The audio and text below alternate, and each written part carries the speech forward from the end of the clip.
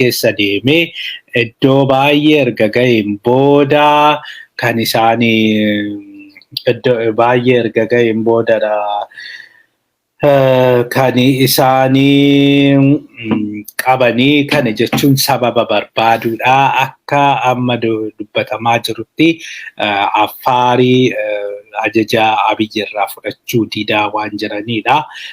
Naannoleen egaa Affaarii fi Amaarri hin fudhannu ajaja jechuu waan barbaadan fakkaataa jedhama. Keessattuyyuu warri Eritiriyaa baay'ee itti fayyadamuu waan barbaadanii fi naannoo sanatti kanarraa kan ka'e waan ajaja didanii waan mufatan yookiin immoo waan faallaasaa deeman fakkaatu jedhama. Kanarraa kan ka'edha amma gargaarsi kun yoo ga'uu deemuu kan karaatti qabanii sanarraa kan ka'e aariidhaan egaa warri Tigraay waraana irratti bananii zoonii Tura Raasuu sana erga qabataniin booda aanaa 4 erga qabataniin booda amma lakkii jedhanii gorsaniis yookiin akeekkachiisaniis magaalota isaan qabatan sana gadhiisanii baasanii jiru jedhamee jira. Keessattuyyuu har'aa magaalaa jedhamtu sana gadhiisanii ba'anii jiru. Duubatti deebi'anii Abaalaa qofa keessa jiru jedhanii amma. Kanaaf amma gara duubatti deebi'utu jira. Egaa achiin takka rukutanii yookiin waa godhanii duubatti deebi'anii karaa Walqaayitiin Walqaayit gadhiisisuudha kan isaan barbaadanii. Karaa sanii nagaa ammaa waluma dura dhaabbachuutu jira. Bakka qabatanii jiran haga ammaa qabataniituma dhaabbatanii jiru jedhamee dubbatamaa jira. Kanaafi waraanichi egaa kanarra jira gama kaabatiin isuma wajjin wal qabatee dubbii Tigraay kana keessa otoo hin bahin dubbii kana keessa otoo hin bahin akka amma dhagaa jirrutti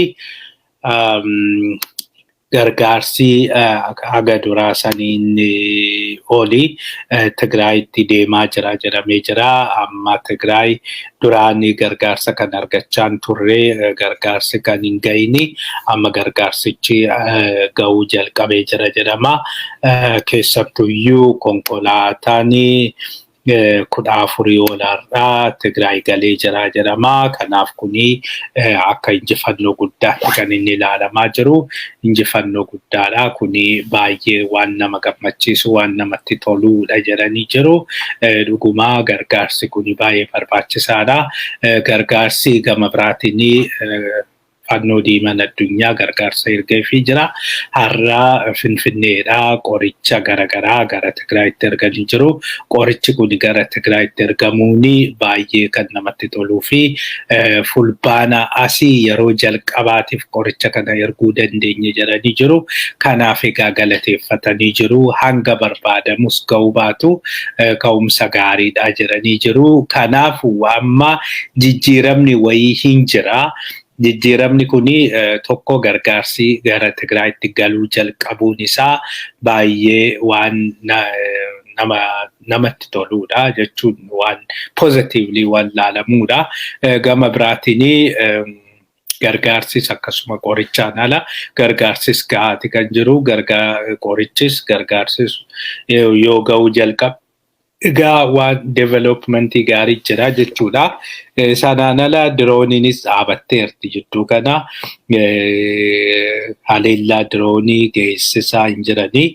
Haleellaan diroonii kaaba Tigraay keessatti haa ta'u Oromiyaa keessatti dhiyoo kanatti haleellaan diroonii gahee hin jiru, gabaafame hin jiru. Kanaafi kuni akka mallattoo gaariitti lakkaa'amaa jira. Haa ta'u malee mallattoo gaariitti kan hin lakkaa'amne tokko of course gara tokkoon amma har'aa manni murtii jeneraalota Tigraay akka waamichi gaazexaadhanii darbuu fi gaafatamee jira yookiin waamichi darbee fi jira. Egaa waamichi kuni kan inni darbee fi Tsaadiqaan fa'aa Taaddasa Warradaa fa'aa walumaa galatti nama 54 namoota ta'anii fi namoonni kuni kana dura himatamanii jiru. Himatamanii achiin booda poolisiin qabee mana murtiitti dhiyeessuu jedhamee jiranii gaafatanis manni murtii dhiyeessuu hin dandeenye. Manni murtii immoo kan poolisiin ifama mana murtiitti dhiyeessuu jedhamee ture. Poolisiin dhiyeessuu hin dandeenye.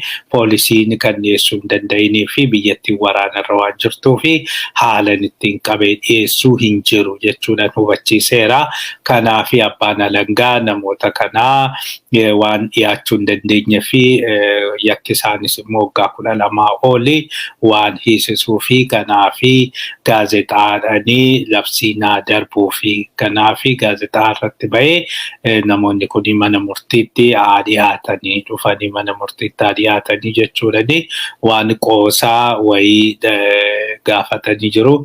Manni murtiis dhimma kanarratti ilaalee murteessa jechuudhani borutti beellama qabatee jira. Egaa borutti murteessanii achiin booda waan kolfaaf Tsaadiqaan fa'aa fi gaazexaa erganii Addis Zamanii erganii Addis Zamanii irraa koottaa qabamaa koottaa isin hiinaa achiin booda waggaa 12 ol isinitti murteessinaa jechuudhaaf deemaa jiru. Kana kan jiru walumaa galatti wanti laalaa jirru amma tokko araara fi waan harkaa kennachaa jiru fakkaataa biyyi kanumatu jira. Gara oduu itti aanutti deemnaa. Oduu itti aanuuni oolmaa Oromiyaati. Oolmaa Oromiyaatiin Abiyyi jeneraalota ambaasaaddara godhee muudee jira. Egaa kuni har'aa waan ajaa'ibaa ta'ee jira. Waan ajaa'ibaati waan hin ta'a jedhamee yaadamnee turedha. Duraan dursee Abiyyi nama 27 kan inni ambaasaaddara godhee muude. Ambaasaaddara godhee kan muude kuni ambaasaaddara guutuu jedhee yookiin hundumaa waan hundumaayyuu kan qabatu jechuudha. Maatii dabalatee gargaarsi yookiin ambaasaaddara guutuu kan jedhamu kun nama 11 inni ambaasaaddoroota kaanirraa addaadha. Maaliif maatii guutuudhaanii kan gargaarsi yookiin waan hundi godhamuu fi yoo gara biyya deemanii sanitti kanaan amma hunduma caala kan nama ajaa'ibaa ture Jeneraal Baacaa dabalee akkasumas Jeneraal Hasan Ibrahim isaan kana lamaanii ambaasaaddara gochuu isaati. Kuni lamaan ambaasaaddara ta'uun isaa nama baay'ee maaltu deemaa jira, maaltu godhamaa jira jedhanii akka gaafatan godhee jira. Egaa wanta deemaa jiru kana hubachuudhaaf wanti dubbatamu yookiin wanti baratamu hin jiru. Abiyyi akka kiluulasii ta'edha kan hunduma caala nama hubachiisu. Abiyyi waan godhuun beeku. Guyyaa tokko waan tokko jedha, guyyaa tokko immoo waan biraa jedha. Amma jeneraalota kana keessattuyyuu Baacaa dabalee soorama bahee jedhee daldala isaa bakka daldalachaa turetti biyyaaf hin barbaachista. Yeroo kanatti otoo umuriin kee hojjechuu dandeessu soorama baatee deebi'uu qabdaa jedhanii deebi'ee achiin booda egaa waraana sana keessatti oduu himaa godhanii loojistikii irra godhanii maal godhanii akkasumas akka waraana gaggeessuu jedhanii kan waraana yeroo keessattuyyuu Maqalee irratti waraana gaggeessan karaa raayyaa kanaan isatu hoogganaa ture. Akkasitti erga geessaniin booda dhumarra kunooti mo'annee jirra injifannee jirra jechuudhani waraanni dhaabatee jira jedhanii badhaasa erga walii kennaniin booda kan fiild maarshaal jedhanii Baacadhaan jeneraal erga jedhaniin booda amma immoo jeneraalummaa sanarraa kutanii yeroo tokkotti ambaasaaddara gochuun kuni maaliif akka ta'e wanti ifa ta'e hin jiru. hunda caala egaa badhaasichi kan kennamuu fi akka caalaa hojjetanidha. Badhaasichi ambaasaaddara ta'anii akka hojjetanii fi miti badhaasni jeneraalummaa kan kennameef jeneraalummaan erga kennamee fi akka jeneraalatti jeneraala ta'ee hojjechuudha.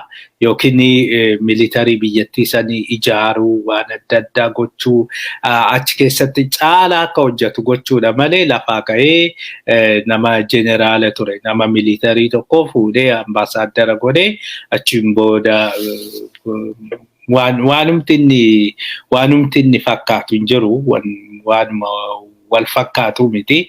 Kanaaf gaafii namatti uumee jira. Haa ta'u malee namoonni tokko keessaa akka nutti himanitti Baacaa fi Abiyyii erga walitti mufatanii turaniiru. Keessattuyyuu Baacaan waraanichitti fufuu qaba. Waraanni deebinee Maqalee qabachuu qabna. Gallee Maqalee qabachuu qabna malee jara kana akkasitti dhiisnee jennaan deebi'anii illee rukutuu danda'u.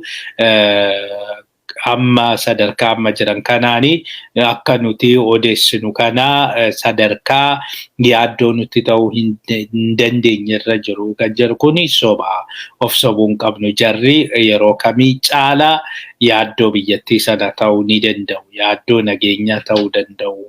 Kanaafi sodaachi nageenya biyyattii sanaayyuu sodaachisuu gaaga'uu hin danda'u. Kanaaf ammallee deebinee rukutuu qabnaa kan jedhu qabaa jedhanii sanaan walii galuu hin dandeenye.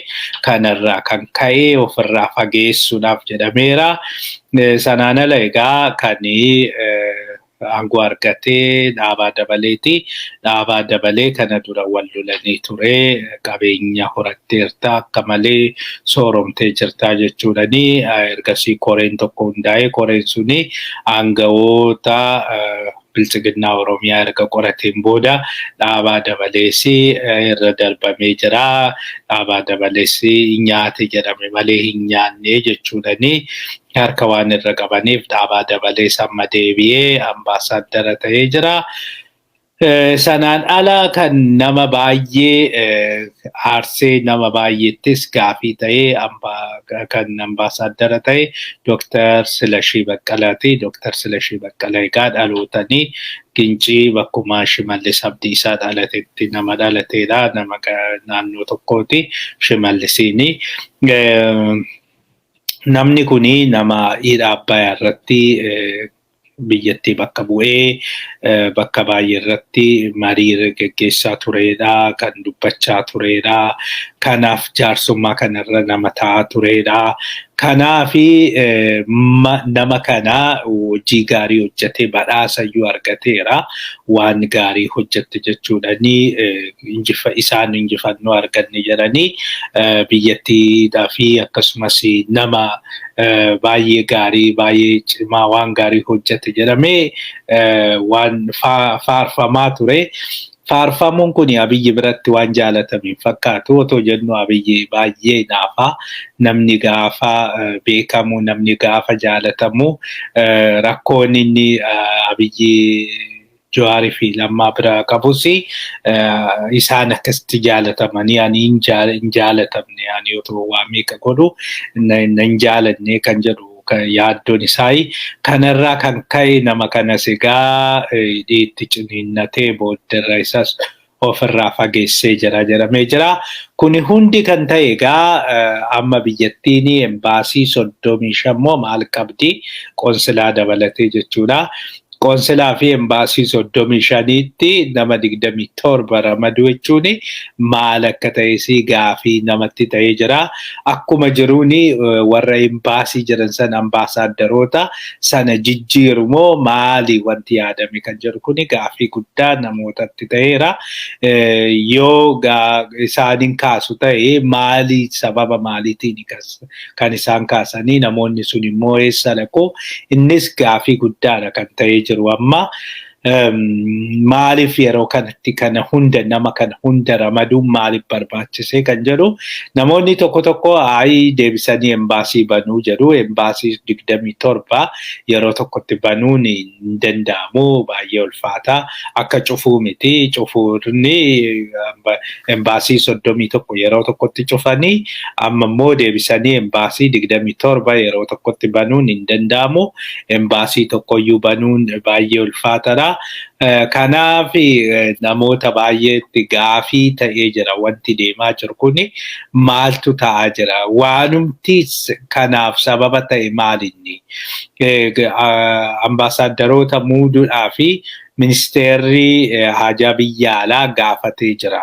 Ministeerri biyya alaa sababa qabaan namoota kanaa ambaasaaddaroonni haaran akka muudaman keessattuyyuu duula dippiloomaasii gaggeessuudhaaf yookiin immoo hanqina dippiloomaasii kana guutuudhaaf wanti hanqina kooti kuni namoota akkasii humna namaan qaba hanqina dippiloomaatotaa fi ambaasaddaroota ciccimoon qaba jedhee iyyatee achiin booda kana godhani moo waanuma jibba qabanii fi waanuma abalwaa deemu dhumaanii callisanii geggeessanii kan jedhu gaafii ta'ee jira. Kanaaf egaa mee kana waan ta'uu fi maaliif akka ta'e eessatti akka ramadaniis in ilaalla. Oduun qabatamin tokko akka dhagaa jirrutti garuu baacanii Somaaleelaanditti ramadamuu danda'a kan jedhamu oduu wayii jira. Garuu oduu mirkanaa miti namni mirkaneeffate hin jiru. Kanumaani gara oduu ittaanutti deemnaa. Magaalonni Oromiyaa muraasni boba'aa kootaadhaan akka argatan godhamee jira. Egaa kuni har'aa kan murtiin kuni kan darbe dhiifama kaleessa murtiin kuni kan darbe boba'anii biyyattii keessatti hanqinni boba'aa iddoo baay'eetti mul'achaa jira. Hanqinni boba'aa kuni mootummaanii sabsiidiidhaanii yookiin immoo deeggarsa godhee kafalee boba'aa biyya alaatti gara biyya keessaa galchaa. Haa ta'u malee Oromiyaa fi Sumaaleen boba'aa biyya keessa galu kanaa jiddugalaa yookiin karaa jiddugalaa fudhatanii achiin booda karaa kontiroobaandiitiin biyya alaatti erguu yookiin biyya alaatti gurguruu jedhaniiti kootan kun kan irra kaa'ame. Haaluma kanaan egaa magaalonni Oromiyaa gara Keeniyaatti dhiyaatanii Yaabeelloo Nageellee akkasumas Shaakkisoo fi Moyyaalee irratti kootaadhaan akka fudhatanii boba'aa kootaadhaan akka fudhatanii jedhameeti darbee jira. Naannoo Sumaalees akkasuma godhamee jira. Kana jechuun maal ergaan isaa maal akka ta'e hin beeknu dhuguma Keeniyaatti gurguru kan jedhu amantaa hin qabnu. Garuu wanti isaan ka'an egaa kana sababni isaan ka'anii kanaaf uummanni keenya naannoo sana jirtanii quba qabaadhaa. Akkasumas akka Oromootti waan akkasii kana beekuu qabna odeeffannoodhaaf jireenyi. Isatti aanee labsiin yeroo hatattamaa ka'ee jira. Labsiin yeroo hatattamaa egaa waan addaa wanti dhufee jiru amma labsii hatattamaa kana mana marii ministeerotaanii kan murtaa'e mana marii ministeerotaan murtaa'e achiin booda paarlaamatti darbuu jedhamee jira. Duraan dursee manni marii durii Abiyyi mataa isaatu murteessaa wanta baay'ee Abiyyitu murteessaa erga yeroo dhiyoo baay'ee qeeqameen booda Abiyyi ofirra dabarsee gara mana marii ministeerotaa kana kan jedhutti geessaa jira. Mana marii ministeerotaa kanaan egaa manni marii ministeerotaa murtii dabarsuu galee jira. Garuu otoo mana marii ministeerotaatti iyyuu hin geessin paarlaamatti ga'uu ni danda'a kuni. Kanuma wajjiniin keessa kan isaan mari'atanii ammaan achi mootummaanii nageenya ofii isaatii eegsisuu ni danda'a. Kanaafi naga eegsistuu idilee warra jedhan yookiin immoo irregular or paramilitary wanni jedhaman faannoon seeran alaa innis seeratti galuu qabaa ammaan achi diigamee gara seeratti galuu qabaa gara seeratti deemuu qaba jedhanii jiru haa ta'u malee isaanii asii ibsa baasanii jiru naannoo Affaaritti waraanni dhaabate jedhamus naannoo Affaaritti kunootii abbuutti waraana banii jira waraana gaggeessaa jira kanaafiyyuu waraanichi itti fufuu qabaa waraana kanaa deebinee rukutuu qabnaa kan jedhu waan akkasii baasee jira. Taanee oduun keenya USAID'n Oromiyaa keessatti piroojeektii biliyoona 10 ol eegalee jira.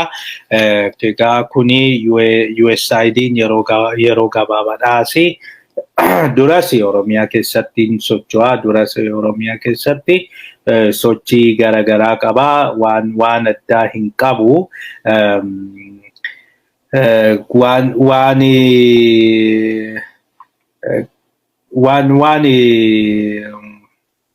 Waan ajaa'ibaa waan qabu natti hin fakkaatu USAID'n Oromiyaa keessa bal'inaan socho'aa jira ammas piroojeektii lamaadha piroojeektiin lamaan suni jiruu namootaa kan jijjiiran jedhameeti garuu warri kana arguu hin barbaanne baay'ee naanii baay'ee ijji diddiimateera kana kan hunda caala baay'ee nu gaddisiisaa jiru lammii biyyattii saniitu waliin jecha isaan kana argatan akkamitti dhabne jechuudhani akka malee inaaffaa hin jirre keessa galaati kan jirani kuni garuu homaa jechuu miti isaaniifis gargaarsa kan godhaa jirudha keessattuyyuu wanti kuni waraana kanaanii nu jalaa barbadaa'ee jiranii waraanani nu jalaa barbadaa'ee jedhanii egaa waggaa 30-40 duubatti deebine gaafa jedhanii duraan dursee gaafatamaa ture waraanni kuni lakki waraanni kuni hin barbaachisu waraanni kuni hunduma caala naannoo Amaaraa miidhuu danda'a jechuu Tigraay qofaa miti Tigraay barbadeessuu qofaa miti waraanichi dirree Amaarri dirree waraanaa ta'uu danda'a jennee nutis namni hedduun gaafatee jira kana dura amma erga suni ta'een booda deebi'anii boo'uun isaanii maal akka ta'e nuuf galuu dideera hundumaafiyyuu kuni waan nama gammachiisu malee nama boochisuu miti yoo dhuguma akka lammii tokkotti yaadnee jenne isaan garuu waanumtuun diccitaan tokko waan tokko yoo argame jedhe Oromiyaa keessatti u'uu jedhu gadda taa'uu taaziyaa taa'uu kuni wajjiniin kan nama jiraachisu miti hundumaafiyyuu USAID'n kanaaf galateeffachuu qabnaa garuu gahaa miti hanqina baay'eetu jira Oromiyaa keessa uummanni Oromoo hedduu rakkachaa jira uummanni Oromoo beelan hedduu rakkachaati kan jiru uummanni Baalee amma haala dhagaa jirrutti haala baay'ee rakkisaa keessa jira uummanni Gujiis akkasuma Gujii gammoojjiin isaa Boorannis akkasuma baay'ee miidhamaa jiru jedhama ala kanaas mee namoonni GoFundMe bantanii fi maal jettanii ummata kana gargaaruu barbaadan adaraa keessan waan kana raawwadha yoo guyyaa 2-3 keessatti banamuu baate yookiin nuyyuu hibannee waan kana egaa waan ga'ee waan nurraa eegamu gumaachuu barbaanna haala kanaan akkasitti fufuun rakkisaadha. Kanumaan gara oduu ittaanutti deemnaa wabooni mariidhaaf akka qophaa'u gaafatamee jira yeroo ammaa kanatti egaa ajandaan tokko ajandaan waan sirriin taane kan nu kennamu jira ajandaa sanaa dhiisnee gara mariidhaaf of qopheessuun barbaachisaadha jedhameeti kan namoonni nuuf eeranii kana wajjiniin wanti dubbachuu barbaannu Jawaar wajjiniin wal qabatee jechuudha oduu wayii oduun qabatamaa hin taane wayii dubbatamaa jira kanaaf oduun kuni sirrii ta'uu dhiisuu danda'a garuu odeeffannoon xinnoo waan hin qabnee fi odeeffannoo kanaa Jawaariinis nugaa namoonni naannoo jirtan sunis haalan waan kana hordofaa akka amma ammuma otoo stuudiyoo galaa erga galleen booda nu bilbilanii kan nutti himanii namni 72 hektiraarraa gara Finfinnee galee jira. Namoonni 72 kuni nama beekamaa wayii rukutuudha yookiin tarkaanfii irratti fudhachuudhaaf kan dhufanii jedhanii odeeffannoo nuun gaanii jiru. Natti fakkaata miidiyaa wayii irrattis yookiin yuutuubii sooshaal miidiyaa wayii irratti ba'uun oollee sagaleedhanii viidiyoo fi sagaleedhanii kanaafi of eeggannoo akka godhuu jedhanii jiru. Of eeggannoon barbaachisaadha. Egaa jarri amma akka nutti fakkaatutti Eritiriyaan humna Abiyyi ol ta'aa jirti. Ajajamaa fi hin jirtu gara Somaaleetti gaafa dhufnu akkamitti walitti dhufeenyi gaanfa Afrikaa kun akka jijjiiramaa jiru isinitti himna. Kanaafi waan kana otoo of eeggannoon godhame, of eeggannoon hin badu, of eeggannoon baay'ee barbaachisaadha. Kanaafi of eeggannoon nutis karaa keenya egaa hanga dandeenye ergaa jirraa. Karaa keessattiinis karaa maaliitiinis namoonni konsarni taatan keessattuyyuu naannoo sana jirtanii waan kana of eeggannoon akka eegdanii isin gaafannaa. Kanuma wajjiniin egaa odeeffannoon tokko tokko odeeffannoo sirriin ta'initu ba'aa jira. Odeeffannoon sirriin ta'in ba'aa jiru keessattuyyuu uummata Oromoo gargar qooduudhaa fi shakkiitiin akka Oromoo wal ilaalu gochuudhaaf tattaaffiin hojii koo jedhamee gaggeeffamutu jira. Keessattuyyuu hiikamuu Jawaar Baqqalaa Garbaa fi hidhamtoota siyaasaa biroo wajjiniin wal qabatee Jawaar faa hiikamuun waan nama gammachiisudha. Waanuma dhugaan uummanni Oromoo gammachuusaa ibsachuudhuma qaba. Nama tokkos haa ta'u namni 10 haa ta'u haa ba'uu fi namni gammachuu jaalala isaa ibsachuudhuma qaba. Kuni rakkoo waan qabu miti. Lammaffaa namoonni mana hidhaatti hafan immoo akka ba'anii ammallee irra deddeebi'amee gaafatamaa jira. Ammallee irra deddeebi'amee dhiibbaan godhamaa jira. Kanaaf namoonni bahan sun bahuu qabu. Otoo isaan hin bahini wanti guutame jedhamu, wanti sirriidha jedhamu hin jiru. Kana keessatti egaa ofii ba'anii amma ba'uun isaanii woboo diiguudhaa fi woboo irratti duuluudhaa fi amma kan isaan baasan abaluu wanti odeessan tokko jira. Wanti kuni waan sirrii hin ta'inidha. Waan kuni dhaabachuu qaba. Abbaan feeyyuu haa ta'u, abbaan feeyyuu jaarsummaa deemee namoota kana baasu nama tokkos haa ta'u nama 10 Oromoon kamiyyuu mana hidhaa keessa taa'uu hin qabu. Oromoon kamiyyuu kana ijannoo keenya akka aadattis nuti mana hidhaa hin qabnu. Gadaan mana hidhaa hin qabu.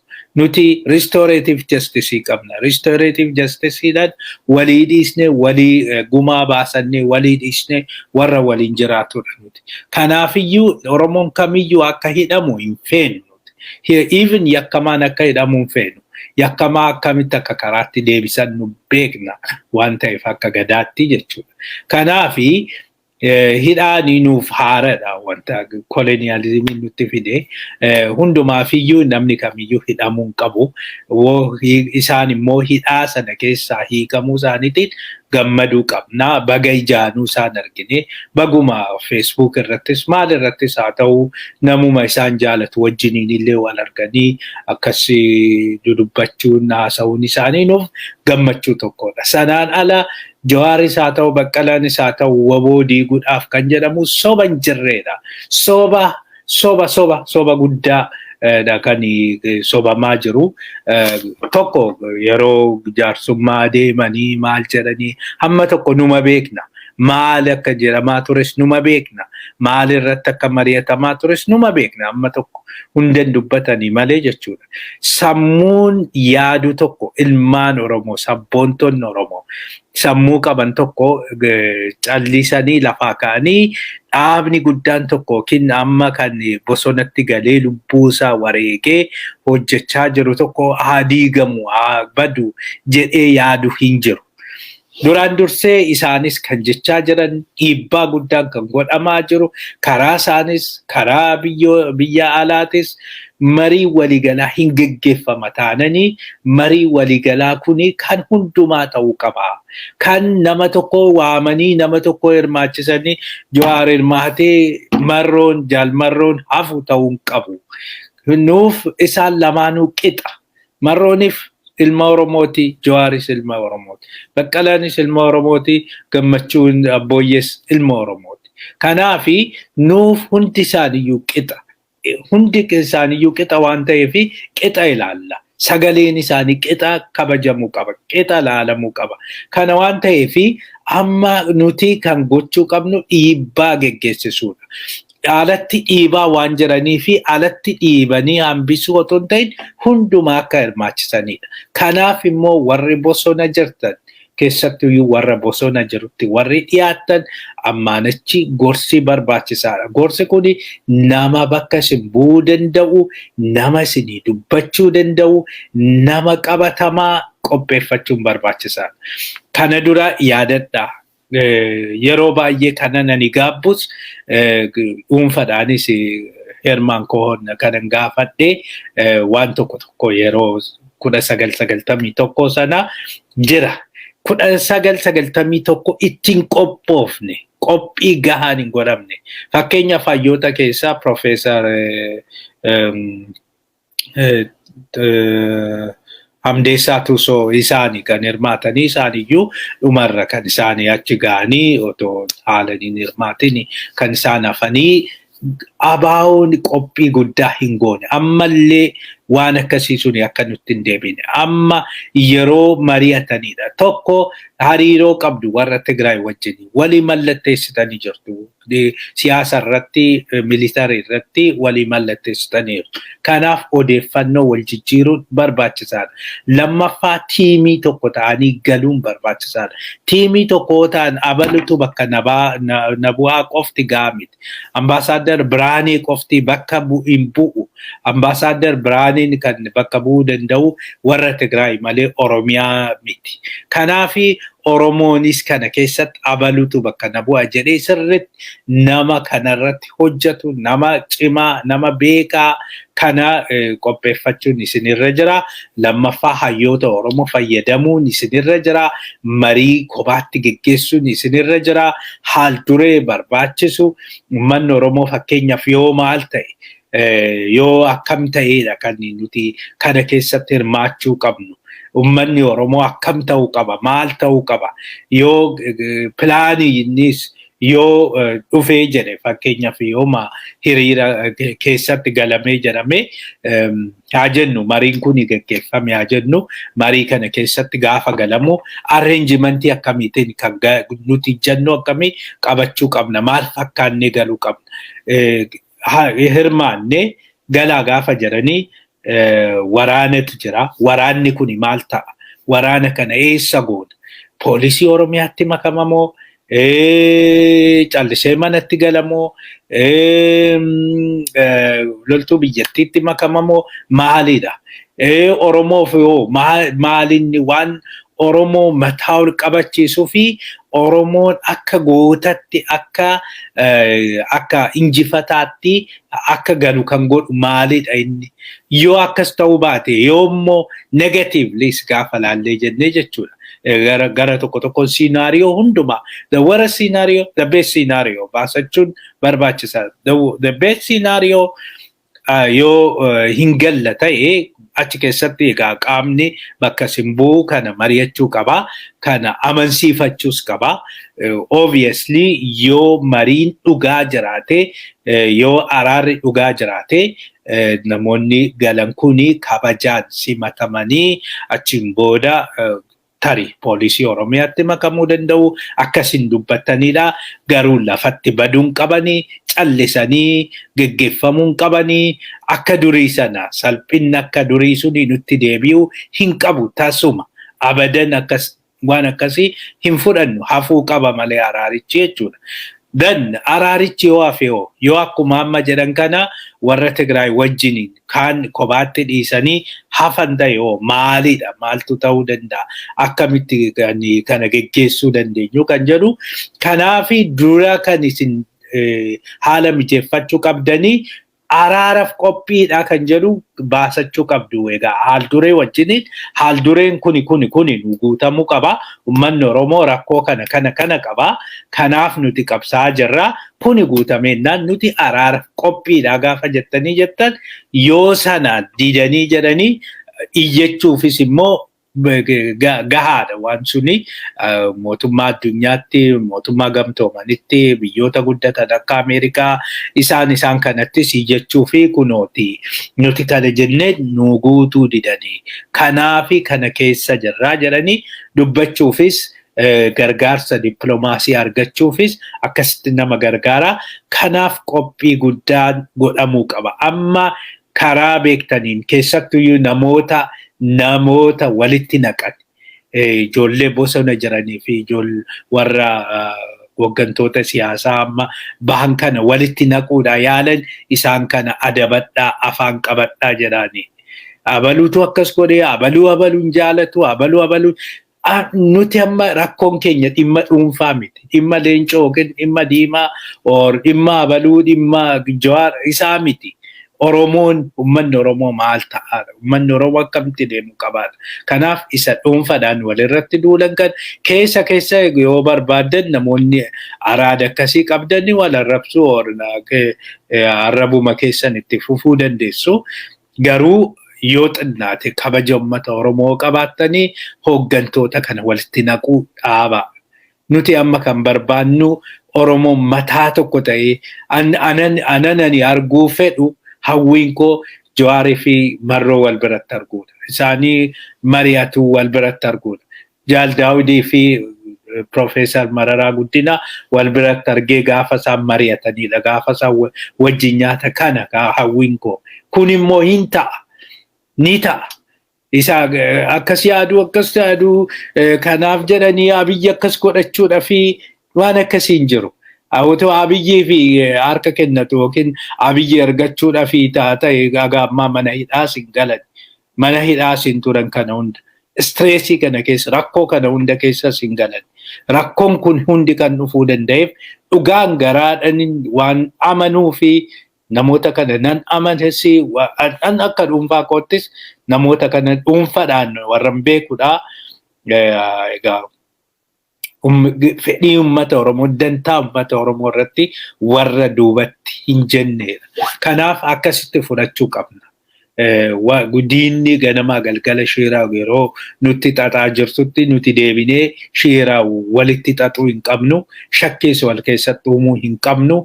Ijjannoon keenya tokko ijjannoon keenya kan irratti walii gallu fedhiin yookiin dantaan uummata Oromoo hin kabajamu taananii araarri waan jedhamus hin jiru, naashinaal daayiloogiinis hin jiru. Kanarratti walii galuu qabna. Egaa isinittiin dheeressee dhiifamaa waan tokko waan namni naa ergee achiin booda anis lallaalee namoonnis waan tokko jedhii waan nan jedhanii fi sanaan ala oolmaa addunyaatti deemna. Abiyyi Sumaaleelaanditti ambaasaaddara muudee jira. Ambaasaadarri kun eenyu akka ta'e hin beeknu. Egaa tarii Baacaa Dabalee ta'uu danda'a yookiin nama biraa ta'uu hin danda'a hin beeknu. Kunis egaa oduu qulqullaa'ee dhufee miti garuu soorsiin nu irraa arganne suni soorsiidhuma amanamaadha. Akkuma amma tokko amanamaa jiraatu fudhadhaayi yoo Sumaaleelaanditti dhugumaa embaasiin banamee ambaasaaddarri ramadamee jiraate Itoophiyaan Sumaaleelaandidhaa riikagniishinii kennuuni embaasii achitti banuuni ishii jalqabaati. Duraan informaalii qoonsilaan jira. Formaalii otoo hin ta'in informaalii qoonsilaan jira. Amma garuu formaaliidhuma embaasii banuudha kuni. Kuni hin ta'u hin jennu keessattuu Musee Baahii state honor yookiin immoo akka mootummaatti kabaja guddaan godhamee afaa diimaa kana afanii fi booletti simachuun kunii fi hawaasaa geessanii daawwachiisuun suni ergaa guddaadha kan inni dabarsu. Ammas embaasii achitti banuun kunii farmaajoodhaa fi kaardii diimaa kennuudha. Ilaala projektiin dura ture Asmaraa yookiin Eritiriyaa, Itoophiyaa fi Sumaalee bakka tokkotti walitti fiduun achiin booda kanneen walitti dhufeenya biyyoota sadeenii kana gufuu inni ta'u warra jedhaman Tigraay dura barbadeessanii achiin booda Sumaalees dhaqanii weeraranii Sumaalees qabatanii achiin booda bal'atanii diriirfatanii Abiyyi nugusa hundumaayyuu godhanii jiraachuu ture. Suni otoo milkaa'in hafee jira. Otoo suni milkaa'in erga hafeen booda immoo amma garagaranii wal diiguutu mul'achaadha jechuudha kuni. Farmaajoodhaa fi kaardii diimaa kennuun kuni farmaajoon otoo by any means otoo waan fe'ee ta'ee Sumaaleelaandiidhaan recognition kennuu akka ija gaariitti ni ilaalu, akka gocha gaariitti ni ilaalu. Musee baay'ee yoo Abiyyi bira dhufee Abiyyi wajjin mari'atu ija gaariidhaan ni ilaalu. Iddoon suni bakka isaa ture, isaatu akkasitti deddeebi'aa ture. Amma sunis otoo hin ta'in hafee jira. Kanaafi walitti dhufeenyi gaanfa Afrikaa jijjiiramaa jira jechuudha. Walitti dhufeenyi gaanfa Afrikaa kuni